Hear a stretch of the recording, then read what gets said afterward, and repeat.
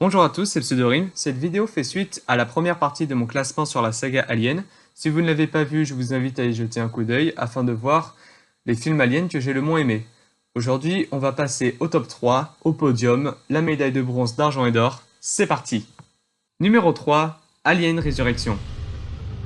Ça me fait un peu chier de dire que c'est le seul Jean-Pierre Jeunet que j'ai vu, mais ce film m'a donné envie de me faire toute la filmo du bonhomme. Il a un style visuel tellement marqué, mais qui me parle. Tout ce qui concerne l'image, c'est du tout bon. Esthétique nickel, c'est glauque, c'est malsain, c'est atypique, c'est tout ce qu'on aime. Les cadrages sont très bons, on a des plans séquences particulièrement chiadés et le cadre conserve toute l'attention des scènes sans avoir besoin de bouger dans tous les sens en mode caméra à l'épaule. Les FX sont assez propres et n'ont pas trop vieilli. Certains sont vraiment kitsch, mais il y a des moments du film où je me disais « Ouais, c'est encore acceptable dans nos standards actuels. » Et le film a 21 ans quand même. En plus, je trouve le film très bien écrit, les personnages sont cool et attachants grâce également à un très bon jeu d'acteur, les scènes s'enchaînent bien sans trop de longueur, faut vraiment vouloir se faire chier pour se faire chier. Et certaines scènes sont vraiment marquantes, ma préférée étant le passage dans les cuisines sous l'eau qui est exceptionnel de tension. En plus, le film possède un humour assez cynique que j'apprécie beaucoup, avec des personnages tous hauts en couleur avec des têtes pas possibles. Donc pour conclure, un film que j'aime vraiment beaucoup, avec des qualités vraiment remarquables et pas de gros problèmes sur la route, 15 sur 20. Numéro 2, Alien, le 8e passager. Je ne suis pas quelqu'un d'original. Je suis désolé si vous vouliez que je vous dise que les Aliens vs Predator étaient les meilleurs films Aliens, que Alien c'était le pire film, mais il n'en est rien. Pour une fois, mes goûts s'accordent parfaitement avec l'opinion générale. Même si la majorité des gens mettraient Alien, le 8e passager en 1 et pas en 2. Concernant le film, qu'est-ce que je peux apporter d'autre que de dire que oui, c'est un très grand film qui a une renommée mondiale, aujourd'hui une pierre angulaire dans la culture cinématographique. Et c'est mérité. Quasiment tout est bon dans ce film. L'écriture est pétrie d'intelligence et aucun passage ne sonne faux ou tiré par les cheveux.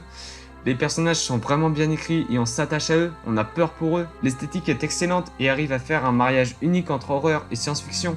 Là, c'est ultra subjectif, mais je trouve que le point un peu négatif dans ce film concerne l'horreur et l'angoisse, qui sur moi n'a pas fonctionné. Après, c'est sans doute dû à mon jeune âge, et que si le film sortait aujourd'hui, tout le monde dirait « Ouais, c'est cliché, c'est ultra prévisible, etc. » Mais c'est normal, le film a bientôt 40 ans. Il a littéralement contribué à la création des codes de l'horreur que l'on connaît aujourd'hui. Dans la manière de filmer, de diriger les acteurs, de jouer avec l'ambiance sonore. Tout ça était assez nouveau pour l'époque. Et en 40 ans, avec toute la progression du cinéma, une technique a de grandes chances de finir obsolète. Et enfin, numéro 1, meilleur film Alien, meilleur film de James Cameron, 4e meilleur film d'horreur, 2e film de monstres ou de créatures, Aliens, le retour. C'est le 2e film Alien, sorti en 1986, et on a déjà un changement de réalisateur. La saga prend une tournure bien plus action, et ça me plaît, parce que là où l'épouvante du premier Alien ne m'atteignait pas, l'action du 2e volet est juste géniale. Toutes les scènes d'action sont puissantes, extrêmement bien rythmées, bien réalisées et sont également puissantes émotionnellement. Il y a beaucoup de choses dans ce film qui sont devenues cultes pour moi. Le bruit des armes, la musique, le détecteur de mouvement, Ellen Ripley qui est grâce à ce film un de mes personnages de fiction préférés. Bishop aussi est génial, la scène du couteau est culte. On a la première apparition de la reine alien et le plan qui dévoile son visage est mythique. C'est un film auquel j'ai vraiment du mal à lui trouver des défauts. L'image est extrêmement soignée, l'ambiance est présente tout le long. C'est également l'un des films au sound design le plus marquant que j'ai pu voir. Le sound design, pour vous situer, c'est un peu l'esthétique sonore. C'est vraiment la création des bruits, la création des bruitages. Tous les bruits restent en tête. J'en ai cité quelques-uns, mais il y a aussi le cri des aliens, l'exosquelette, ou encore les facehuggers. Croyez-le ou non, mais ce 2e volet était pour moi le plus flippant. Déjà, la scène des facehuggers avec Ripley et Newt est incroyablement stressante. La scène build-up sur les aliens qui vont envahir l'espace où sont cloisonnés nos héros est également brillamment écrite. Et il y a tellement d'autres scènes que je trouve incroyables dans ce film. Le passage dans les conduits d'aération, la confrontation contre la reine alien. Allez, juste pour le plaisir. Get away from her, you bitch! Le scénario est également très bien ficelé. Chaque décision de personnage est justifiée, chaque retournement a un sens. J'ai vraiment l'impression que rien n'a été forcé dans le scénario ou les scènes d'action. Toutes les scènes sont justifiées, elles ont toutes une importance et une raison d'être. Les personnages sont bien écrits, contrairement à Prometheus ou Alien Covenant qui ne font avancer leur scénario uniquement parce que les personnages sont des trous du cul.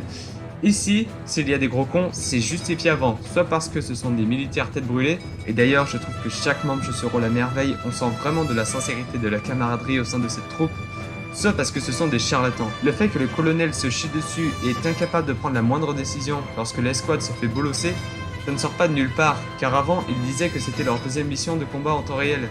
D'ailleurs, dernier point pour la route, les dialogues sont également très bien écrits et sont très efficaces dans leurs intentions.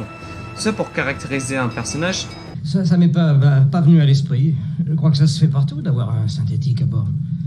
Je préfère homme artificiel, mais c'est personnel. voilà, une réplique qui en a la personnalité du bonhomme, soit pour détendre l'atmosphère et vraiment nous faire rire devant une situation absurde. C'est eux qui ont coupé. Comment ça, ils ont coupé? Comment est-ce qu'ils couperaient la lumière? Enfin, c'est des animaux de... Ou encore pour caractériser des liens entre les personnages. Pascal, il t'est jamais arrivé qu'on te prenne pour un mec? Non. Et toi? T'es une sale vache.